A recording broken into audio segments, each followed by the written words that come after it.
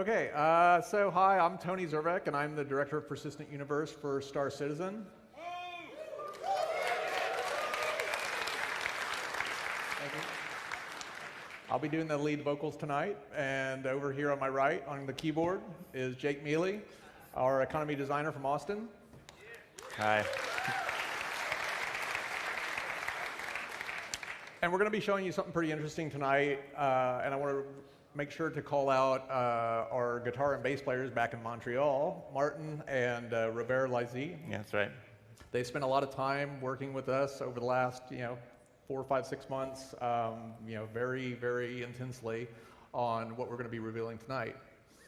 It's been a bit of a stealth project recently. We've actually shown it to very few people within Cloud Imperium because we wanted to get it to a level of maturity to where it was very easy for people to understand what the benefits of this new technology were going to be.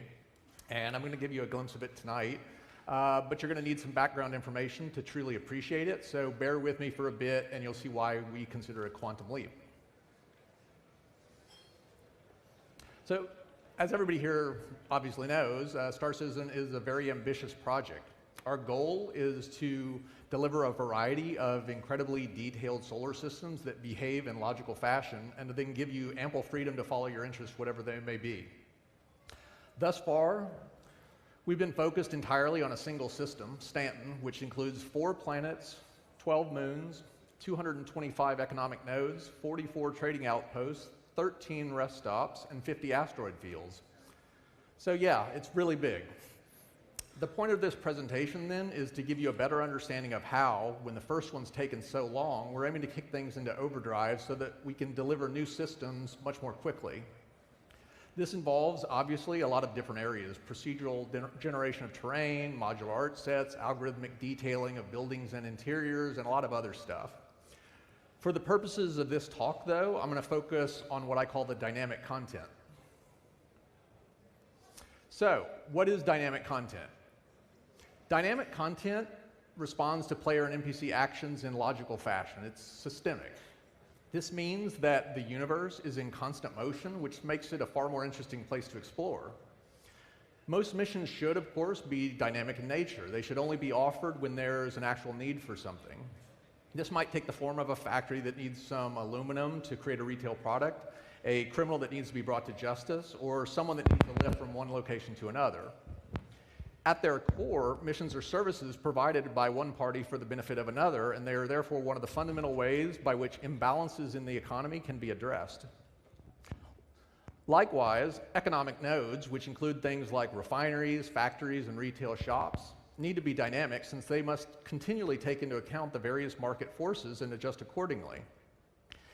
When demand for something outstrips supply, whether it's iron ore, bullets, or ship repairs, you expect prices to rise. And conversely, when there's an excess of something, you expect that prices will fall. There's more to it, of course. Concepts like marginal demand and price discovery require a fair bit of math. But in the end, it's all about the constant search for equilibrium as production and consumption levels vary. I'll get around to explaining probability volumes in more detail in a bit, but suffice to say for now that they dictate what you encounter as you travel through a given area. As such, they should definitely be dynamic. So, for example, if a new field of asteroids rich in valuable commodities is discovered, you'd expect to find a lot of NPC miners in the area, but as the resources are gradually depleted, their numbers should start to fall off. Pirates should gravitate toward areas with a lot of value to plunder and recoil as the amount of security ticks up. So let's look into each of these areas in a bit more detail and see why we've struggled to set up a single solar system and at the same time get a precise understanding of what needs to happen so that we can start moving a lot faster. We'll start with the missions. A Star Citizen mission is fundamentally just a container for code and data, similar in concept to a class in any of a multitude of modern-day programming languages. Inputs can be passed into a mission from either the runtime environment or services to allow for customization. This allows designers to do things like, say, inject the type and quantity of cargo, whether the ship should be damaged or not, and where the ship should be heading, into a generic transport scenario so that we can reuse the same framework for a lot of different situations. Missions can have content tags embedded within themselves to denote their composition, whether they contain security, pirates, freighters, miners, asteroids, or some kind of a combination.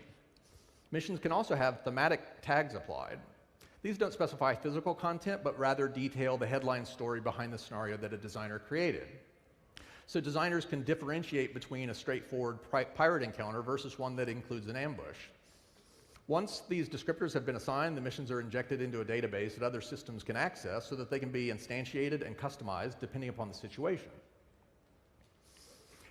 This, however, is where we start to run into some major problems. Designers have to explicitly link missions to various constructs within the game, an NPC mission giver, for example, or a probability volume covering the area around yellow. This is time-consuming and greatly complicates maintenance.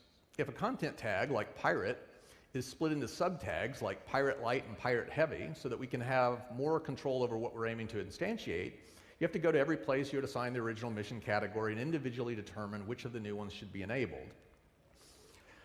Worse, this isn't dynamic at all. Mission content is fixed to specific NPCs and locations, so there's no evolution. The universe is completely static.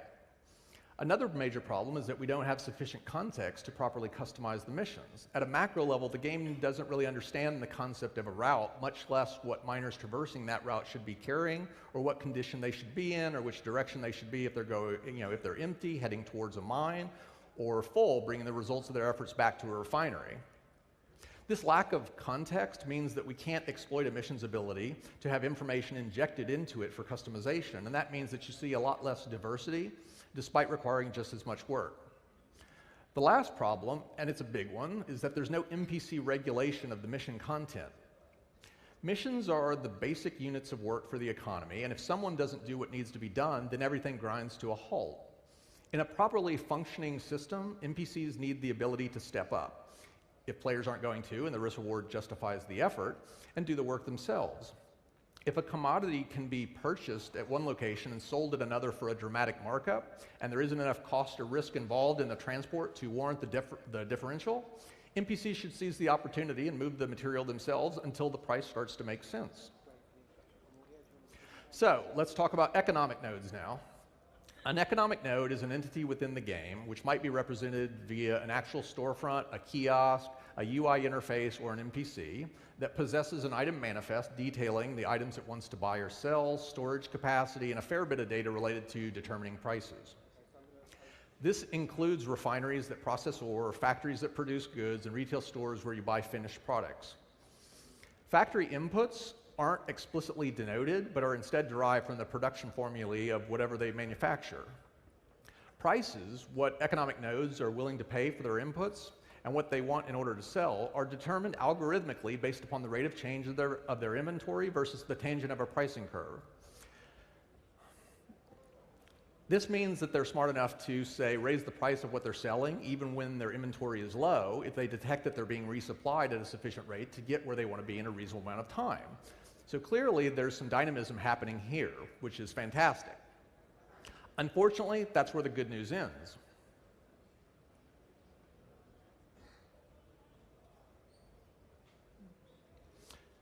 As with missions, economic nodes don't have any real context in terms of supply and demand, and there's no systemic flow of goods throughout the economy.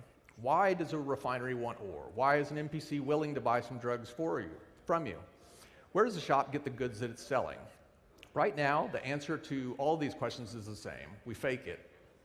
Economic nodes conjure up their own supply and demand out of thin air. If a node is designated as wanting to purchase a particular item, for example, designers dictate a formula that describes how that inventory will be gradually burned off so that they want more. These products you deliver to a node then, they don't actually go anywhere. There's no real demand.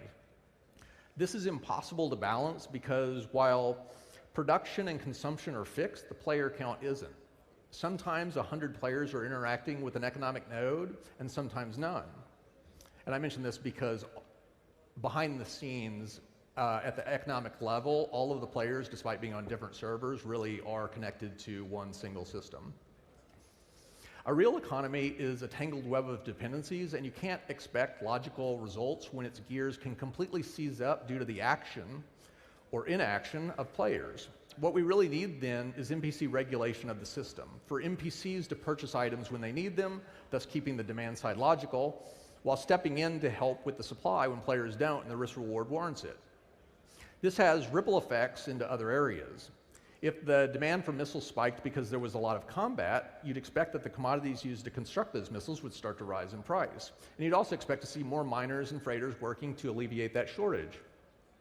If the price got high enough that those transports would be carrying a lot of value, so you'd expect piracy to increase, at which point you should start to see a lot more security patrols and requests for combat escorts. A simple change in demand then should be able to alter not only what you see as you travel throughout the system, but also the available missions. These kinds of knock-on effects, in fact, should happen regardless of whether any player is in an area, and that's a separate problem I'll talk about more when we get to probability volumes. So let's take a quick look at what it means to set up an economic node. As I mentioned, there are about 225 economic nodes within the Stanton system, and many of them deal with a lot of different items. Each of these items can specify its own production or consumption formula, along with a lot of other information, storage space, optimal inventory level, price offsets, and much more.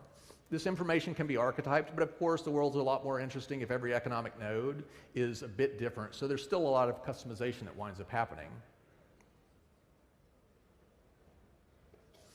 So now let's take a look at the economic nodes around a typical planetary system.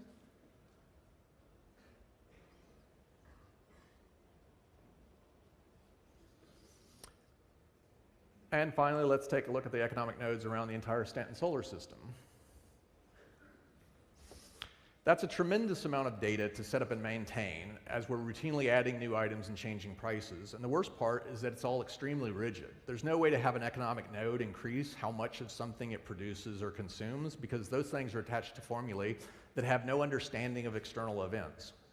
So right now, designers try their best to brute force this stuff, to make it feel like it's a systemic world, even if it's not. If an area is configured to have a lot of pirates, they increase the price offsets and demand for goods at nearby nodes. If the number of pirates is subsequently decreased, or maybe more security is added to the area, then the nodes are updated to reflect that fact. It's a ton of work, and while this sort of hand tweaking does yield something that feels vaguely logical, if static, it's definitely not a real solution, and it doesn't even begin to address the major problems. Now we come to the last of the major areas for which I wanted to illustrate the problems that we currently face. So, what is a probability volume? A probability volume is an area of space that contains information detailing what you should see as you pass through the area. It's an optimization of sorts in that it allows us to achieve a desired effect, a certain number of pirates in an area, or a particular likelihood of encountering a freighter filled with iron ore, without having to burn a lot of computational horsepower simulating things when there are no players around to see it. This is accomplished via linking mission content tags to probability curves that span all or part of the expanse of the volume. So, for example, you can denote that security ships are commonplace near Port Olisar and gradually fall off over a couple hundred kilometers, whereas it's very rare to see pirates who would prefer to avoid security close to Port Olisar, but more likely to see them as you get farther away. There are quite a few different types of curves denoting, because until a player actually accepts one of these missions and heads to that location, there are a variety of probabilities. I think some of our notes got screwed up here. Anyway, so one of the more interesting types of curves is the spoofing curve, which allows missions to skirt the normal rules, requiring that they can only be created in the proximity of a player. And this is done so that an NPC can request that you travel to them to provide something they desire, in which case, obviously, we can't limit them to only existing in yours or another player's immediate proximity. This is how combat assist is currently handled, and we'll be adding some other things like NPC refuel and NPC passenger transport in the near future. The reason it's called spoofing is because we only keep a small stub active on the back end, which is way more efficient. We've got other types of curves. There are reinforcement curves that allow designers to dictate how quickly backup tends to arrive when you've been identified as a felon, and we also have the ability to modulate that time according to how far away you are from the place you were last spotted and how long ago that was. There are bounty hunter curves, which allow us to link to a probability, to your wanted level so that we can increase the encounter frequency when they'd actually be hunting you, and otherwise keep them very rare. Let's continue on, though, and get a better understanding of how exactly probability volumes works. Here we have an area of space that's marked up as having a certain probability of pirates and freighters, security, asteroids, and derelict ships. Now let's go ahead and activate all of that content. That's a lot of content to simulate when no one is around to see it. A lot of pathfinding NPCs, animations, vehicle physics, collision detection. Now let's go ahead and introduce a player and clear the board. Those pirates and freighters and everything else, they still exist, but only in a probabilistic state. As the player traverses through the volume, we roll the dice on the various curves and force the probabilities to make a choice. Does that content exist at that location or doesn't it? Here, the player gets a hit from the asteroid probability. So the mission database is then queried to find missions with the associated content tag, dynamic parameters injected, and the mission is instantiated. And now a bit later, the player trips the freighter probability and then eventually runs into a pirate. The key point here is that much of the world exists as a superposition of probabilities until a player gets sufficiently close that the wave functions collapse, at which point we instantiate them and start simulating the full-blown entities. One of the quirks with probability volumes is that they usually represent a variety of low-frequency events. Space is big after all, and even in a pretty heavily populated area, you shouldn't be running into other ships all that often. The problem is that the likelihood of multiple events happening simultaneously is a product of the probabilities, meaning that it's very unlikely you'd ever see two or more at the same time. So let's go ahead and see what this means in practice.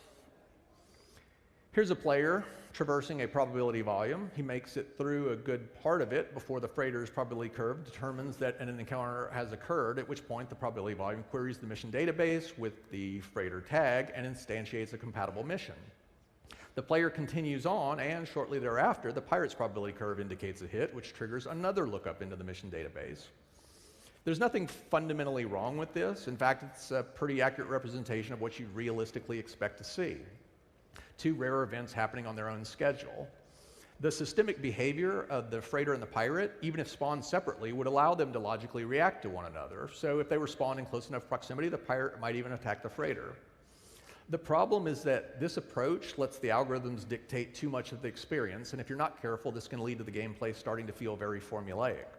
What we really want is the ability for designers to craft more custom content and to then have a mechanism by which we can trigger it such that it all feels logical, if a bit lucky in the timing.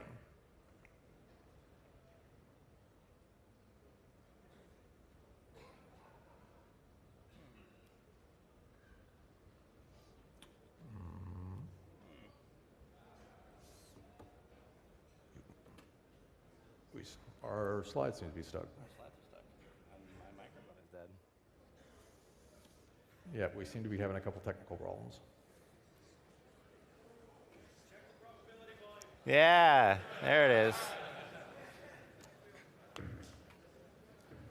Hello. Oh.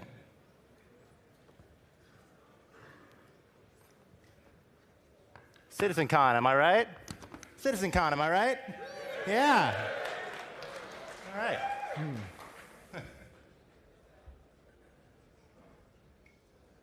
What do you think? We can just show this.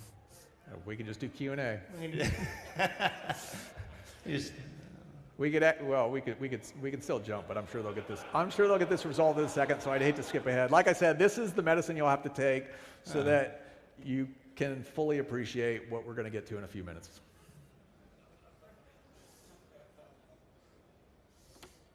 I know it's a little bit odd to spend the first 20 minutes talking about all the problems with the game and how they've made creating one solar system so incredibly difficult, but I do think it will help clarify the value of what we're going to be showing a little bit later. Okay. I think we're good. Okay, so we're back in live. So what we do instead of basically allowing the algorithms to entirely control what you see is we defer the activation for a short period of time and bend the probabilities of other things so that we're more likely to get a combination than would otherwise be the case. So they once again the player once again triggers the freighter's probability, but rather than, you already got it? Yeah. Yeah, so we're running a little bit ahead. But basically what you've seen here is the player hit the freighter's probability, held on to it. We bent the probabilities to increase the likelihood of anything else being able to be attached. In this case, that involved the freighter. It involved the pirate, rather. So why does this matter? Think about a pirate and a freighter being created separately. It's going to take a good while for the pirate to close the distance with the freighter, disable it, park next to it, and board it. This means that you'd never come upon a situation where the freighter's already been disabled and the pirates are rampaging through the ship, so you'd better hurry if you want to save the crew. That's actually a really interesting scenario, though, one that'd be a lot of fun to experience. So while we're fine with the systemic functionality, driving things by default, we want to be able to bend things towards more interesting situations without it ever feeling too random every once in a while. The problem with probability volumes, then, all comes down to their construction. Each one, and there are lots of them, contains a litany of curves and associated data and is set up by hand, which is time-consuming and requires constant updating as other things change. One of the main reasons why they're so difficult to maintain is that many of the variables that a probability volume details should impact one another. More security in an area should, of course, impact the number of pirates, but because they're all handled independently, designers have to be very careful when modifying them. Mistakes are inevitably made, which results in a lot of sleuthing around to figure out what broke or is now poorly balanced and how to resolve it. The worst thing, though, is that they're static. If an area has a lot of pirates, it will always have a lot of pirates. There's nothing you or the NPC population can do to change that. Rewards won't vary based upon the level of threat in an area because the threat is always the same. A new commodity discovery won't cause miners to move in to exploit it and won't in turn attract pirates eager to prey on them. Demand for security patrols and escorts for that area won't increase in response to the pirates, and the pirate threat won't recede as a result. What we really need, then, is a way to dynamically derive the probability curves based upon what's happening, or rather should be happening when we manage to resolve all these problems I've been pointing out across the solar system. So, I've called out a lot of very serious problems, things that require enormous amounts of bandwidth to set up and maintain, and that still fail to deliver the experience we want. What we actually want is a dynamic, logical universe. We want the demand for goods and services to be the result of a legitimate economic need, and we must have sufficient runtime context so that we can customize these modular mission templates. NPCs must be able to contribute in helping to turn the gears of the economy from buying and selling goods to creating and accepting missions. The system needs to automatically balance itself so that we can focus on the high-level rules instead of the details.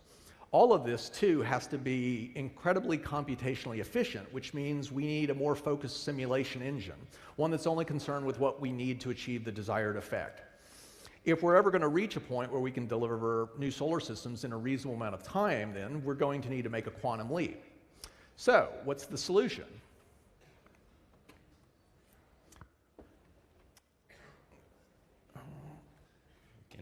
Yeah, I was supposed to flip.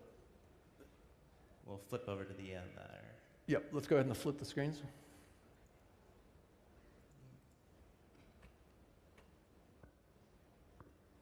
It's exciting, I really promise. There we go. Yeah, there it is. So this is quantum, and I know what you're thinking, and I've seen this before. If the visuals look particularly familiar, it's because we started with the solar system map that we released years ago. But this really is a totally different beast. The original star map referenced static data. There was nothing dynamic about it, but quantum is totally different. For starters, it has access to all of the back-end services and can pull whatever data it needs from them. Everything you see on the screen then, that's real-time data pulled from the game. So let's go ahead and take a quick tour of the system. Let's jump on over to Hurston.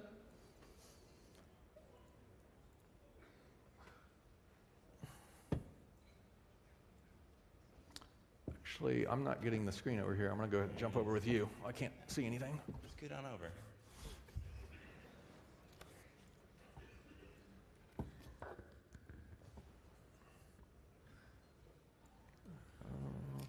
There it is. Hurston. Yeah. Okay, let's go ahead and jump on over to everyone's favorite gas giant, Crusader.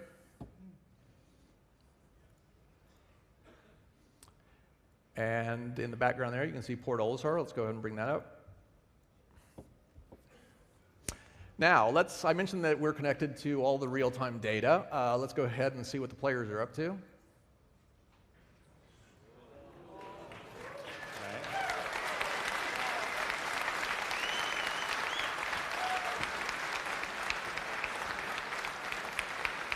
So, each of those red dots is a real player, thousands of them across well over 100 servers. Now, to be honest, we recorded this earlier mainly because we didn't know how many people would be playing the game while we were doing this show. Y'all are right here, right? And I figured it would be totally anticlimactic to say, here are all the players, and 3 dots showed up. So let's go ahead and continue the tour of the solar system and jump on over to Daymar. And you can see a number of people affixed to the planet. Some of those obviously are going to be at outposts. Some of them are inevitably mining. Over there on the right, you can see the current player list. Let's go ahead and see what a couple players are up to. Just go ahead and highlight them so we can see where they're at. And let's go ahead and jump to Circo Worm and see where he's at.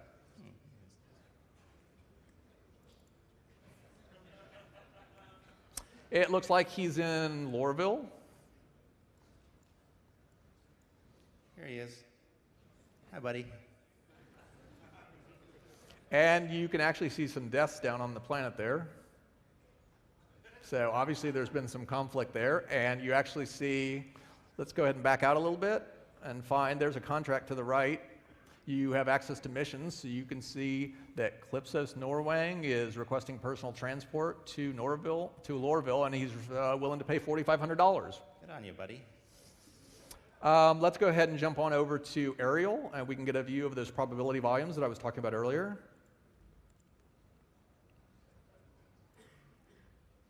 And so what you're seeing here, as I mentioned, there are a variety of different types and lots of different content and thematic tags for all these things. So you can see everything from the default tags, you can see the security reinforcement tags, the bounty hunter tags, the spoofing tags. There are a number of these. We'll be adding more. In general, what it's doing is, as I mentioned, it's basically representing things in probabilistic state because it's too expensive for us to fully simulate them. Now let's go ahead and jump over to a shop. Let's check out the Hicks Research Station that's on Cellin. Yeah, we've got to go over to Crusader.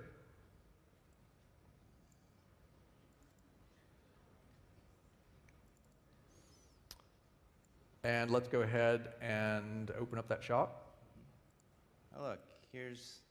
Yep, there's Outpost Korea, and you can see that there's a lot of death around there. And over on the right at the Hicks Research Station, you can see all the things that it buys and sells and what those prices have been doing over time. Now, I suspect I know what you're thinking at this point. This is all very cool, but it doesn't really solve any of the fundamental problems that I mentioned earlier, and that's totally true. So let's clear the board and get to that.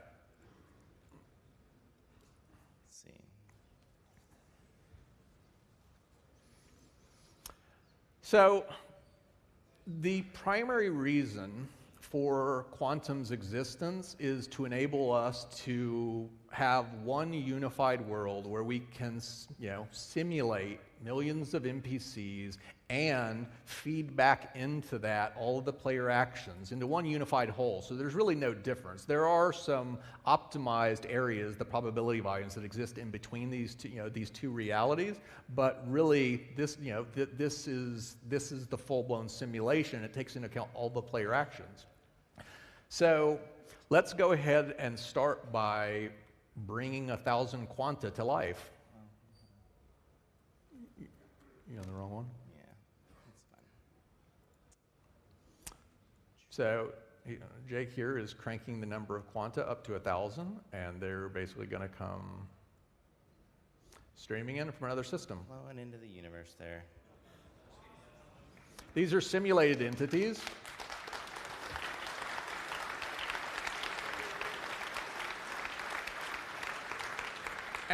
And as I mentioned, the real significance of this is when you're talking about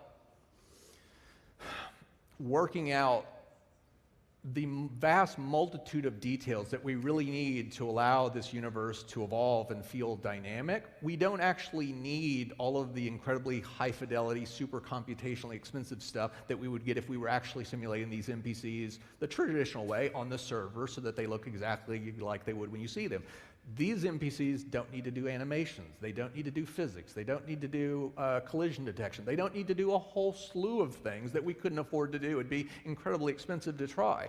And in the end, even if we did it, it wouldn't make the end results any more accurate. So They also have personality traits too. Like Yep. each one has a little bit of something going on. yeah, there are a number of different traits that we're modeling. We're still working out the exact configuration. One of them is ambition, and that specifies how far a quantum can push themselves relative to others, whether in crime or legitimate enterprise. Another one is intelligence, and that dictates what sort of things they can pursue and how well they can do something. Happiness is a measure of whether a quantum, the singular form of quanta, is miserable or content, and unhappy quanta want to change their situation, move to a new location, change occupations, and that sort of thing. Aggression controls the lengths to which a quantum will go to achieve their objective. A business-oriented quantum with a lot of aggression might push their workers harder, trading their happiness for more profit, and as a result have to deal with more turnover. And lastly, criminality, that determines the amount of criminal behavior that a quantum will consider. No criminality equates to a law-abiding quantum. Having a very little means that they might be willing to commit some minor crimes like smuggling or illegal mining. And a lot means that they're open to piracy and murder. They can have possessions, store up money, own a ship or property, have a home.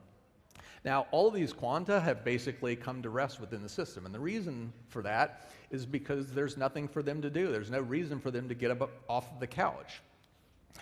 So, let's jump to the next slide. We're going to add a little bit of interest to the system by adding an aluminum mine to Delamar.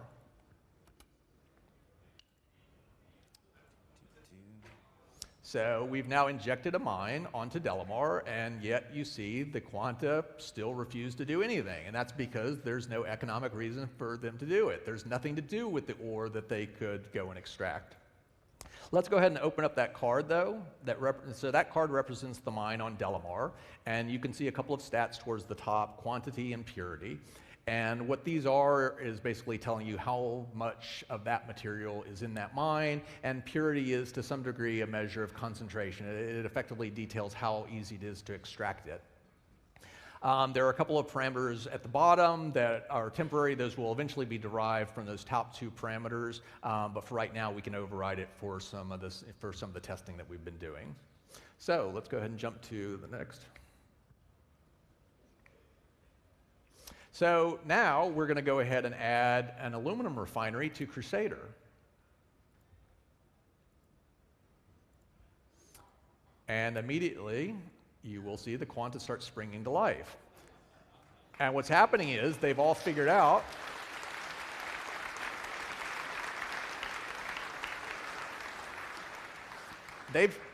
that refinery, it wants to build up a stockpile of aluminum, and in order to do that, it needs some raw aluminum ore, and thus it's willing to pay for it. And so the quanta are seizing upon that economic opportunity, heading out to Delamar, doing the work, extracting that ore, and taking it back to the refinery. And this will continue until it's full. So let's go ahead and open that card up again, and we can watch the refined aluminum ore gradually build up.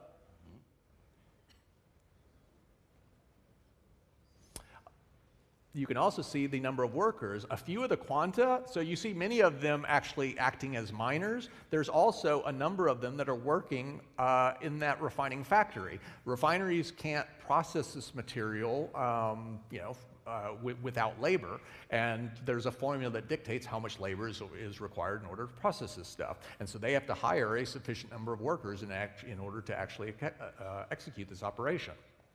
And so this would continue for quite a while. Let's go ahead and speed up the simulation a bit and go ahead and keep watching the aluminum inventory. That's finished, so they're now building up their raw ore to basically load up, and after that, the entire economy comes to a halt. The one refinery we've added has no more incentive to buy more. Its storage houses are already full, and therefore it's not willing to buy. Since it's not willing to buy, the quanta have nothing to do. So what we're going to do now is add a factory. But before we do that, let's head on over to the power plant formula. And you can see here that building a power plant, just like refining ore, requires something. It requires 10 workers working for a duration of 60 ticks. And it also, notably, requires 2 units of refined aluminum ore in order to produce 1 power plant. It's got to be more complicated than that, I promise. So. Yes. Again, we're building up. So let's go ahead and add the factory to Hurston.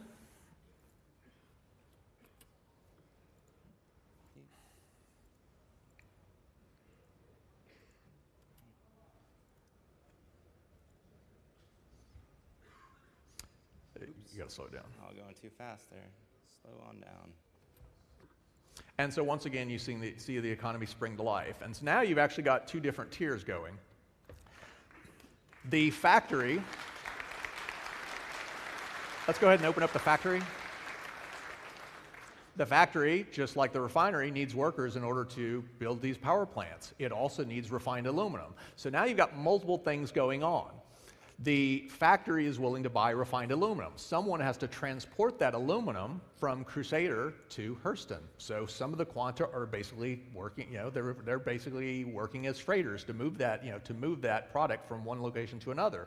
Some of them are working at the factory on Hurston. Some of them are working at the refinery on Crusader. Some of them are heading back to Delamar to actually do more mining. So you've got an entire little, economic cycle going here.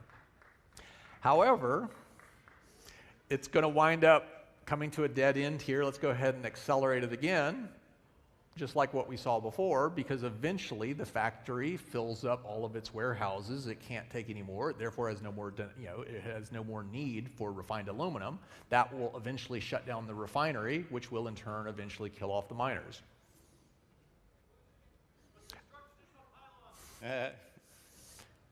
And you can see there that the inventory is still building on the aluminum, which is why there's still some activity. There's a lot, yeah. But as soon as it's done, it starts flatlining, so you see that the inventory is capped out. Yep, and now they're almost done. The factory is basically got, it's got all it can handle. The refinery has all it can handle. Therefore, the entire loop draws to a close again. So let's add one more node. Let's add a shop that sells power plants to ArcCorp.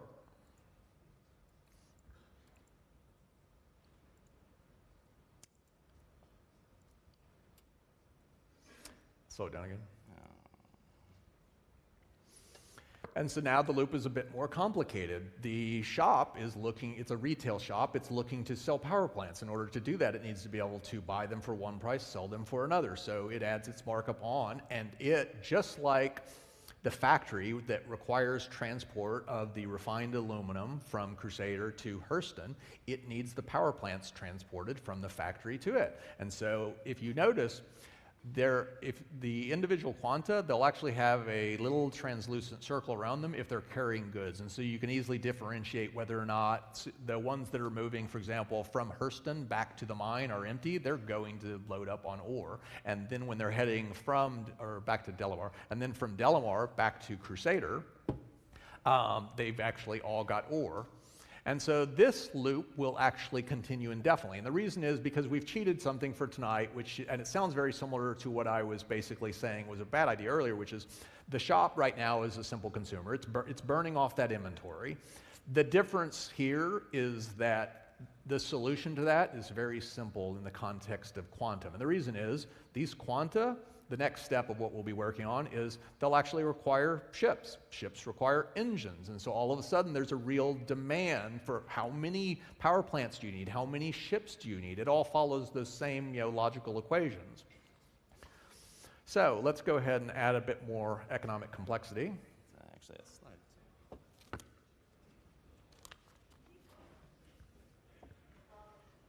So thus far we've shown a very basic economic loop. One commodity, one refinery, one factory, and one retail shop. The real world, of course, is far more complicated. You'll have lots of different commodities, refining and production nodes, retail shops, and of course players in Quanta competing against one another for a limited supply of goods and services. It's this competition, this economic natural selection, that ensures that things remain in balance, that a logical equilibrium is reached. Should have already gone to it. So, next. So, our current architecture basically has players connecting to a game server. And then we've got services behind the scenes that can feed information to these servers and receive information back in return. And so you can see here, we've got shop services and probability volume services and all of this sort of thing. The basic problem with this arrangement is that services don't have any knowledge of what NPCs are doing, or rather what they should be doing. So that shop service that controls the prices, it's got algorithms, but it has no real understanding. It doesn't understand that there are 10,000 NPCs that do or don't need this, or what pirates are doing, or any of that. We don't simulate at that high level anywhere within the game right now. You have servers that basically instantiate the stuff near you, and you have the services that can run these formula, and that's basically it. Now, they can implement these services, these algorithmic price calculations, but supply and demand only comes from players and hard-coded formulae. And it's the same for missions and PVs. The data is completely static and can't evolve. The number of servers, of course, as we've seen here, it varies depending upon how many players are in the game. So let's go ahead and add Quantum. Quantum changes this in dramatic fashion. It gives us a place where we can efficiently simulate NPC behavior and then feeds that behavior to the game server so that players can experience it. Further, it allows player actions to be fed back into the simulation so that there's no meaningful difference between the real and simulated worlds. Quantum creates a complete loop. NPCs can be simulated in efficient fashion. And I actually meant to say that Quantum feeds the services, which in turn feed the game servers. So let's go ahead and get back to the simulation. And what we're going to do now is alter the power plant formula. So let's add a bit of complexity by changing the production formula for power plants to require laranite.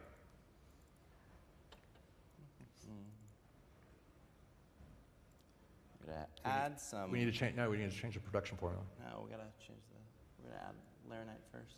Oh, right, yeah, okay. Yeah, we do want to add the new mine first. So we're going to add a laranite mine to Walla. And then we want to go ahead and add a refinery for this laranite. We'll add that to the Hurston L3.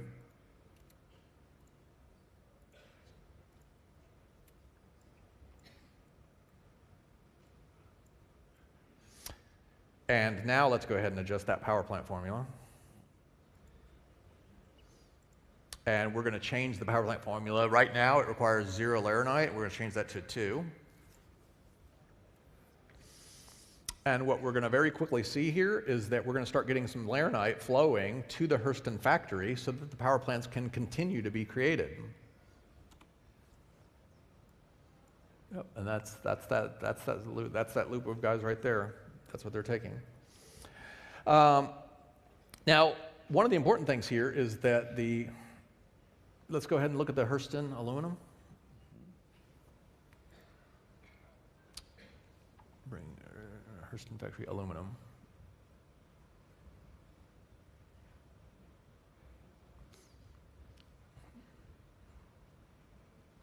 Now, what wound up happening there is it was very low for a period of time, and that's because they were actually burning off that aluminum inventory as fast as they could get it.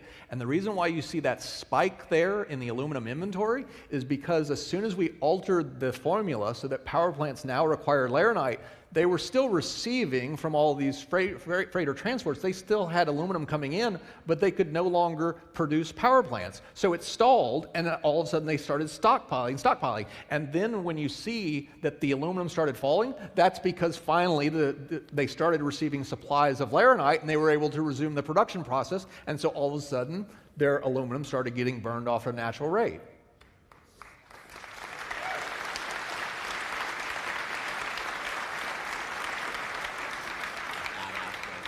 Yep.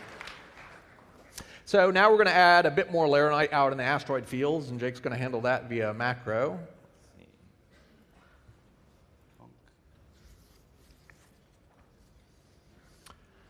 And now let's go ahead and increase the supply of aluminum and see what happens. So we're going to add a few new mines. So let's add an aluminum mine to Cellin first.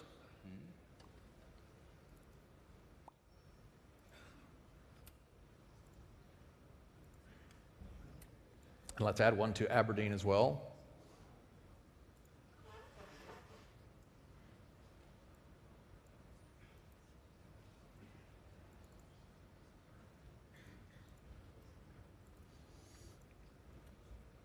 And lastly, we're going to do Lyria.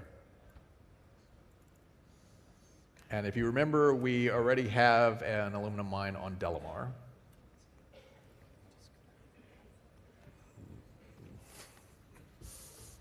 They're telling us we need to hurry up. You jump ahead, I guess. You guys want us to hurry up or keep going?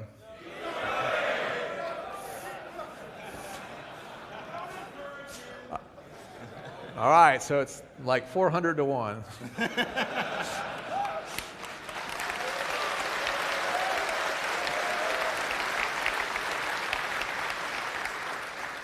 Let's add a couple more aluminum refineries as well to the Crusader L4 and ArcCorp L1.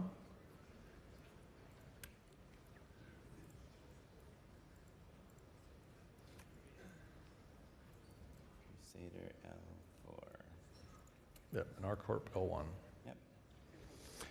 So now let's go ahead. We just added all of this new aluminum. So let's head back to that Hurston factory and see what aluminum prices are doing there. What's that factory having to pay for aluminum with all this new supply, these new mines, these new refineries?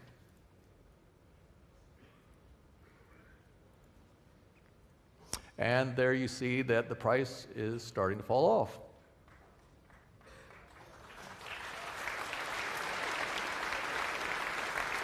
Can you speed it up a little bit? Let's you see what it does. And if you see, it continues to plummet. So those prices are pretty much falling off a cliff now from all that extra supply that's been brought on without us having to go back and rebalance anything. So let's go ahead and head on over to Cellin.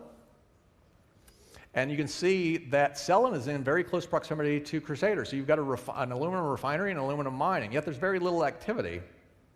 And the reason is because the aluminum at that mine is very difficult to extract. So let's go ahead and adjust the mining time on Cellin from 180 to 120. Here it is. And what this, again, reflects is how difficult it is to extract from that particular location. And so you see, there now you see a few guys are actually willing to put in the amount of work necessary to extract it. Not all of them, it's still a lot of effort. And this comes back to every one of these guys having their own individual set of traits. So some of them were willing to endure, more risk, more, more effort, that sort of thing. So let's go ahead now and increase the laranite consumption. You can hurry up a little bit. You can jump ahead to the... Let's just go with normal pace. All right. There you go. So let's make the laranite more difficult to work with and more rare and see what happens there. So we're going to adjust the global laranite refining time from 60 to 120. We're adjusting the time on Walla to be... We're going to do both. The global refining time, we want to take it to 60 to 120. And Walla's extraction time goes from 60 to 180. That's right. 60 to 120. No. Laranite. So what we've just done is basically make it more time consuming, more difficult to refine it, and we've basically made it more difficult to pull it out of the ground. So let's go ahead and apply a macro also to reduce the default purity of laranite from 50 to 16%, which means that refineries are going to need more ore to produce the same amount of refined product. We active? And now let's go ahead and take a look at the laranite prices on the Hurston factory. So we just did 3 different things to make it considerably, more expensive for Laranite to be utilized. Speed up that time. And you speed it up, and you can see that Laranite prices are going up. It looks like they're starting to skyrocket. This could be a complete economic disaster. If you notice, they're just going up, up, up. So what we're going to do now to bring that back into control is let's go adjust the power plant formula to compensate a bit. So let's adjust it from, instead of 2 Laranite, let's change it to 0.1.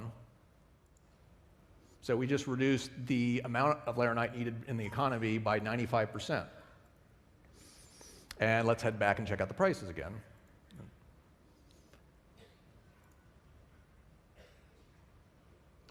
And what we should see here in a minute is Laranite should start to drop off pretty significantly. And there you go. Crisis averted.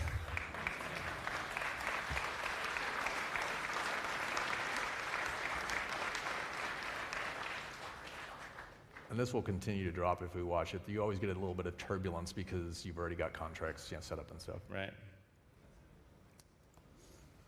Go ahead and leave it in. I want to see it drop a little bit more. We all want to see it, Tony.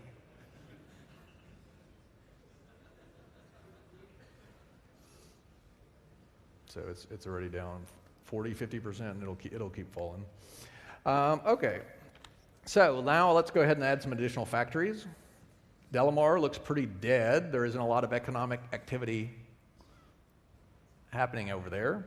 So let's add a bit of life by adding a new power plant factory.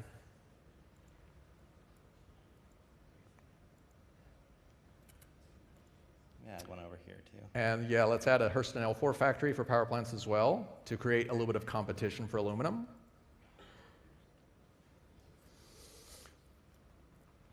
And then let's head on over to Hurston factory, and let's check out their workers. You notice that their workers are falling off a cliff. What is happening? Well, we just opened up a new power plant factory, and they're getting offered better wages from another place. And so,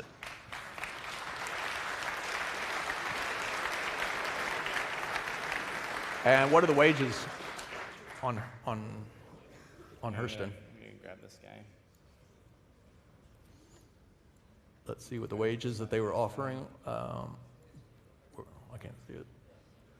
So they were up at, is that 0.25? Yeah, Delamar's offering like almost 3 times the wages of. Yep, so there you see the differential, which is that factory is more desperate for workers, and so you see, let's look at basically the workers skyrocketed on Delamar and plummeted on Hurston.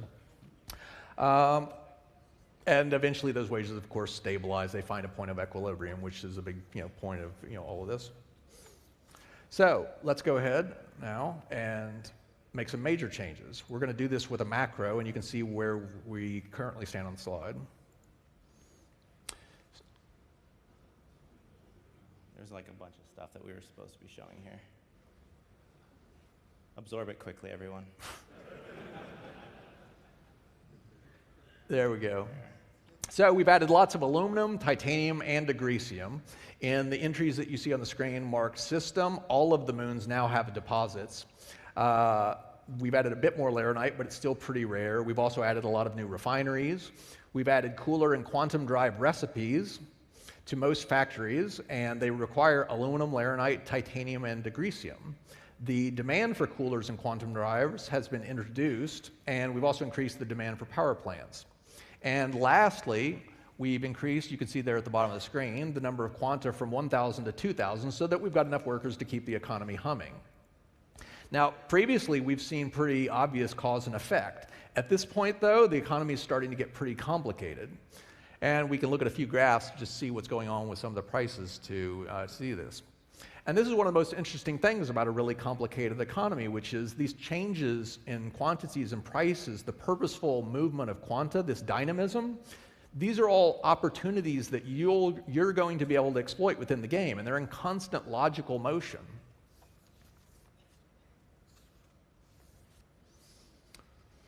So let's hit the next one.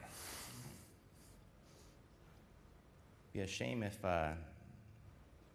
somebody came to steal from these people, huh? Yep, we'll bring up the slide. Oh, okay. You got to bring the slide. All right, so now we've introduced some pirates. Let's go ahead, and so you can see that there are 4 pirate kraken. There's the Nova Riders, Low Riders, Nine Tails, and Dusters. Pirates have to return to one of their bases in order to refuel, rearm. Let's go ahead. If you notice, they head to the areas of highest value. Let's go ahead and zoom in there. And you can see that those are missions being created by the NPCs, no different than players would. In other words, you see a lot of deaths on a route that's got a lot of value. And go ahead and hover over some of those contracts. These are contracts that are being thrown out by the NPCs on that route. What's happening is the NPCs are basically being, some of the freighters are being picked on by the pirates, the ship is being destroyed, and now that NPC has ejected and needs transport back to civilization. And so they're requesting that. And these are missions that would be fed back into the game that you'd see, and you could wind up accepting these.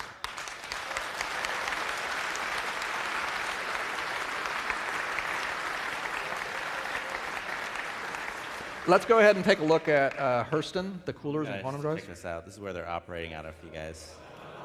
Right.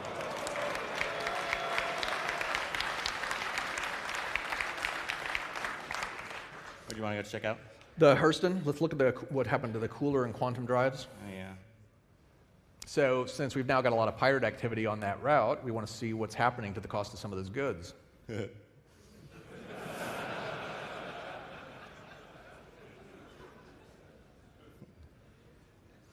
For a cool $500,000 UEC, you can get yourself your own power plant.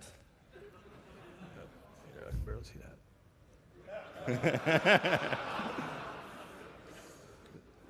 It's actually normal. Piracy is really terrible for economics, you guys. So, yeah.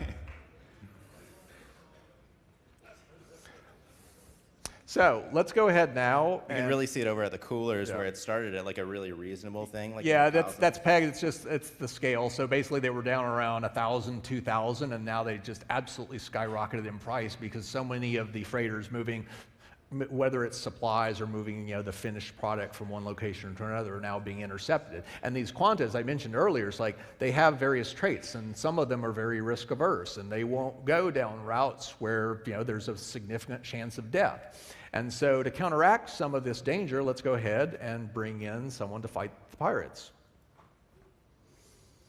So here comes some security. And what you'll notice is that security is drawn to areas of conflict where there's a lot of deaths and such. So they're going to wind up gravitating towards those areas where there's a lot of piracy. And there you can see them. Go ahead and over. Go speed it up a little bit. Not 200. It's 200 is too fast. It's difficult to tell what's going on. And if you notice, by the way, the police will wind up patrolling an area, so they're in constant motion, whereas the pirates basically are enabling quantum interdiction fields. That's why they're basically picking a route on, they're picking a particular location on the route between, between two locations, and they're basically, lying in wait. And the security, which doesn't know exactly where they are, is scanning the area looking for them. And so what you notice here is that the pirate situation is starting to look a lot better now that security's shown up. And you would see this reflected over in the prices. And so what you have here is a perpetual game of cat and mouse, to where the pirates look for the areas where they can reap the largest rewards with the least amount of risk, and security is then drawn to them. And as soon as you get enough pushback from the system in terms of security, then the pirates look for more opportunistic pastures. And again, this is very much like what you would expect to see in any logical functioning system.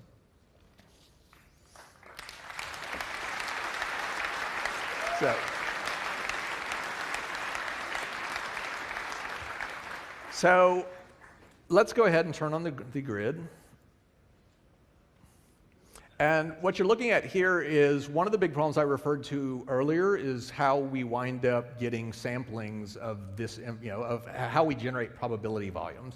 And so what this is showing you is we can look at one of these high conflict areas, and it's basically tabulating exactly what's in that area. So you can see that there are 10 total quanta, 1 freighter, 11 pirates, 5 security. It also shows you the total value being transported. You know exactly what's going down that route. Let's take a look at a few other locations.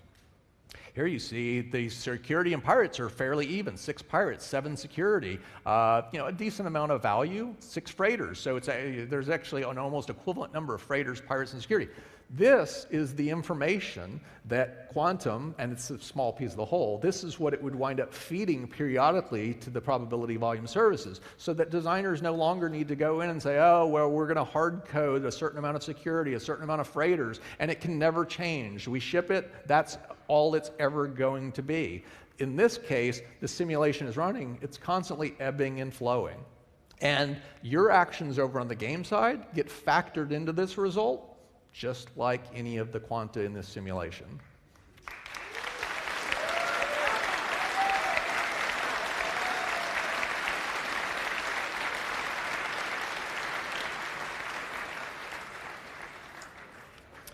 So for years, we've had just the back-end services and the game servers, and the fundamental problem was that we didn't have a single area where the entire game could be simulated, where NPCs could request goods and services because they have a legitimate economic need and could vie with players to provide those things. We didn't have a way for this activity to determine what you see as you wander around the universe, thus eliminating the need to spend enormous sums of effort configuring vast quantities of static data that could never deliver the dynamic experience we really wanted. Quantum solves all of these issues. It also provides us with a lot more context, which means that concepts not previously understood, like how much risk there is in taking an item from point A to point B, can now be easily calculated. Information like this is vitally important to the price discovery machinery, and as I spoke about earlier, in a properly functioning economy, such things can and will generate a lot of ripples. We also get the information necessary to properly customize mission content, meaning we can deliver a lot more environmental and mission diversity without having to do any more work. I've covered a few of the large areas that quantum will impact, but the effects will be felt far wider. How many NPCs you see at a landing zone, for example, and what they're doing can now change over time. Manufacturing towns might boom and bust depending upon how much commerce is passing through them at any given moment.